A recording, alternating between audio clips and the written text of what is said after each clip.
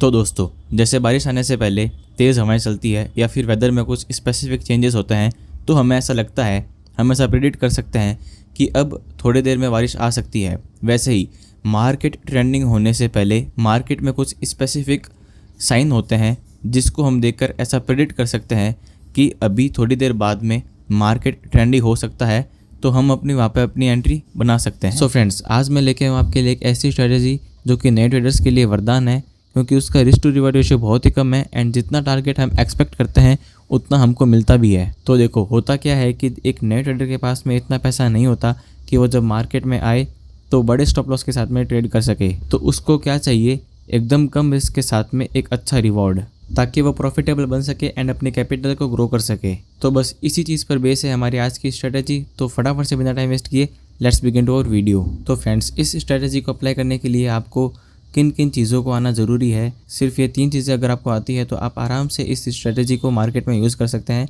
जो कि है support, resistance and trend line. बस ओनली 3 चीज़ें अगर आपको ढंग से आती है तो आप इस स्ट्रेटेजी को आराम से मार्केट में यूज़ करके प्रॉफिटेबल बन सकते हैं। तो अगर आपको इनको मार्क करना नहीं आता तो ऊपर आई बटन पर मेरी प्राइस एक्शन मास्टर क्लास का लिंक आ रहा होगा, आप उस पर क्लिक करके प्राइस एक्शन वाली वीडियो को देख सकते हैं। तो अब हम देखेंगे how to take entry before trendy market. Trendy market start होने से पहले हम अपनी एंट्री कैसे बना सकते हैं। तो सबसे पहले जो रीज़न है उसके बारे में बात करेंगे, जो कि है साइडवेज मार्केट। जी हाँ, आप अपने चार्ट पर जाकर नोटिस करना, जितनी बार भी मार्केट ट्रेंडी हुआ है उससे पहले मार्केट साइडवेज ज़रूर हुआ है। 10 में से 9 बार ऐसा होता है कि एक ट्रेंड शुरू होने से पहले मार्केट साइडवेज होता है, चाहे एक पैरेलल चैनल में साइडवेज हो या फिर एक रेंज में। लेकिन मेरे कहने का मतलब है कि मार्केट साइडवेज होता है, दैट्स इट। तो दोस्तों, अब आपको पता लग गया कि मार्केट साइडवेज होता है, लेकिन कहाँ पर साइडवेज होता है, किस एरिया के पास, किस लेवल के पास में साइडवेज होगा। तो जैसा कि मैंने आपको स्टार्टिंग में बोला था, support, resistance and trend line.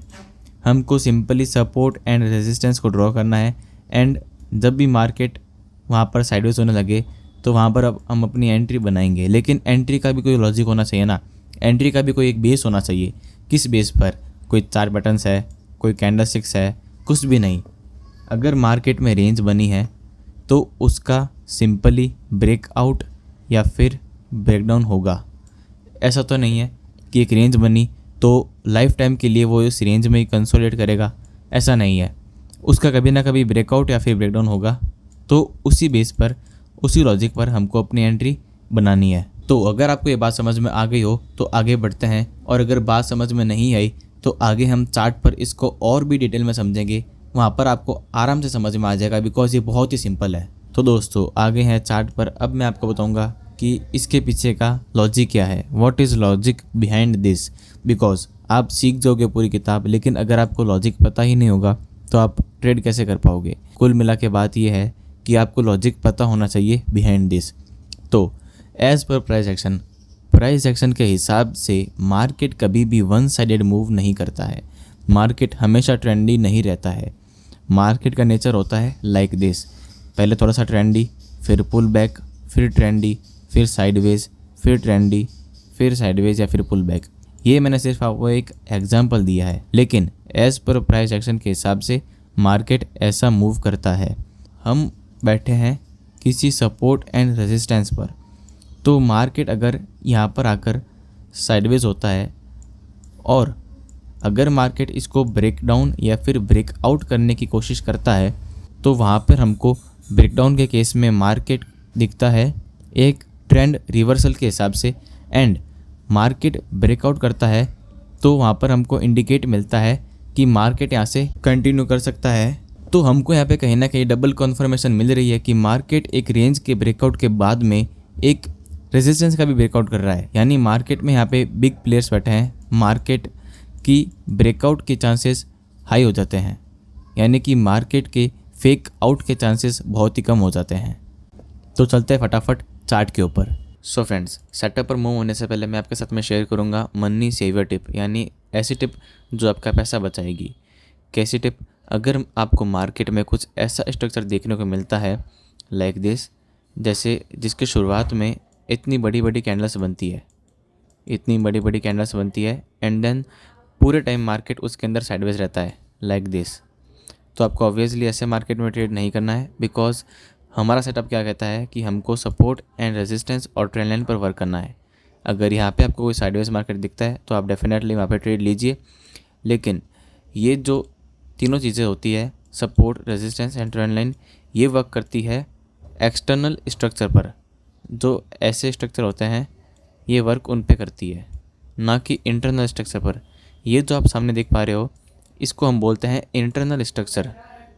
Like दो लेवल्स के बीच में ये जो स्ट्रक्चर बन रहा है इसको हम बोलते हैं इंटरनल स्ट्रक्चर। तो ये छोटी छोटी बातें हैं आपको ध्यान में रखनी होगी। तो अब चलते हैं हमारे सेटअप की ओर। सो फ्रेंड्स, अब हमको ड्रॉ करना है ऐसे एरियाज़ जहाँ पर मार्केट 2 से 3 बार आकर वहाँ से रिवर्स गया हो या फिर वहाँ पर उसने स्विंग बनाया हो।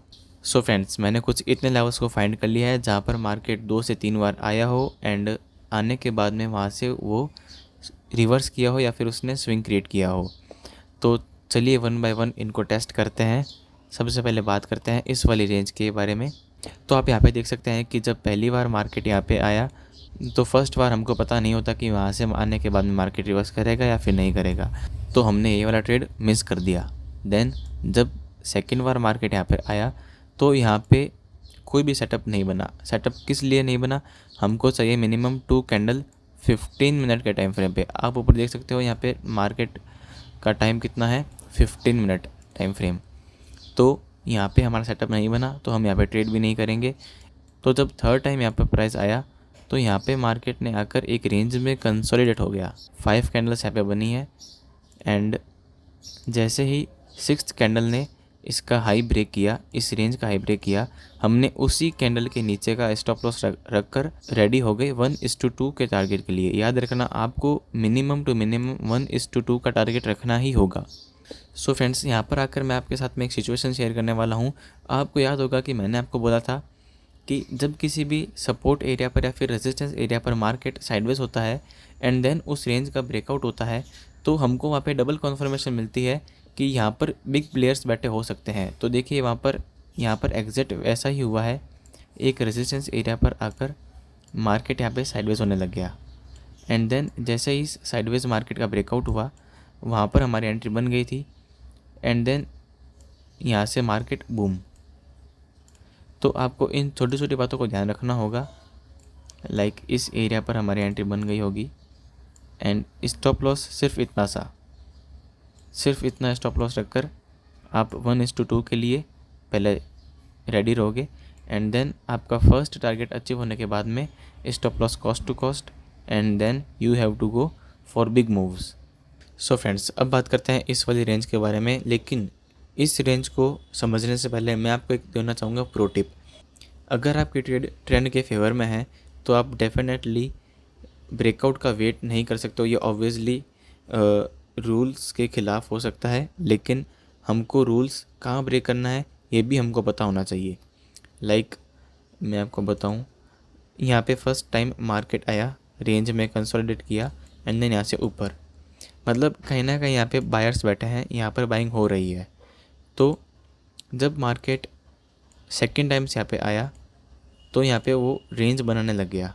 जैसे ही 2 रेंज बनी, हमारी एंट्री यहाँ पे पहले ही ब्रेकआउट से पहले ही बाइंग साइड में बन गई।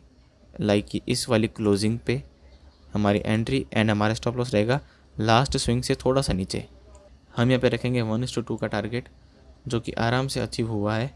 लेकिन दोस्तों, यहाँ पे आपको ध्यान रखनी होगी एक बात, आपको यहाँ पे ट्रेलिंग स्टॉप लॉस का यूज़ बिल्कुल भी नहीं करना है। तो कहने का मतलब ये है कि आपको रूल कहाँ पे ब्रेक करना है ये आपको पता होना चाहिए। तो यहाँ पे प्राइस नीचे गिर रहा था एंड प्राइस ने यहाँ पे एक स्विंग बना के वापस ऊपर गया। ऊपर जाने के बाद में सेकेंड टाइम प्राइस यहाँ पे आया और आने के बाद में यहाँ पे एक रेंज बनाने लग गया। जैसे ही इस रेंज का ब्रेकआउट हुआ, यहाँ पे हमारी एंट्री बन चुकी थी। स्टॉप लॉस रहेगा हमारा इस कैंडल के नीचे का और टारगेट हमारा 1:2। लेकिन यहाँ पे मैं आपको एक और चीज़ बताना चाहता हूँ कि आपको कुछ ट्रेड ऐसी मिलेगी, आपके सामने कुछ सिचुएशंस ऐसी आएगी जिसमें आपके लिए 1:2 का टारगेट छोटा रहेगा। वो कैसे, लाइक मैं आपको लेट मी शो यू। हाँ, तो हमारा टारगेट है 1:2 का, लेकिन आपका 1:2 का टारगेट तो यहीं पे अचीव हो रहा है। लेकिन कोई ट्रेड्स में आपके पास इतनी जगह होगी कि आप ऊपर तक अपना टारगेट लगा सकते हो। तो आप डेफिनेटली वहाँ पर 1:2 का टारगेट अचीव होने के बाद में अपना स्टॉप लॉस ट्रेल कीजिए एंड ऊपर तक की जगह है वहाँ पर थोड़ा सा नीचे अपना टारगेट लगाकर आप ट्रेल कर सकते हैं एंड आपको amazing risk to reward ratio के साथ में आपको अमेजिंग टारगेट मिलेंगे। लाइक इस केस में 1:5 का टारगेट आपका अचीव हुआ है आराम से। तो यहाँ पे प्राइस कंटिन्यूसली ऊपर आ रहा था एंड यहाँ पे मार्केट ने एक स्विंग क्रिएट किया है, वापस मार्केट नीचे आया, वापस ऊपर आया, लेकिन यहाँ पे हमारा सेटअप नहीं बना तो छोड़ दो उसको। जब प्राइस यहाँ पे थर्ड टाइम ऊपर आया तो यहाँ पे आने के बाद में मार्केट साइडवेज होने लग गया। साइडवेज होने के बाद में इस ब्रेकडाउन वाली कैंडल से थोड़ा सा ऊपर स्टॉप लॉस, और जैसा कि मैंने अभी बोला कि आपके लिए कुछ ट्रेड्स ऐसे मिलेगी जिसमें आपके लिए 1:2 का टारगेट यूँ चुटकी में बुक हो जाएगा।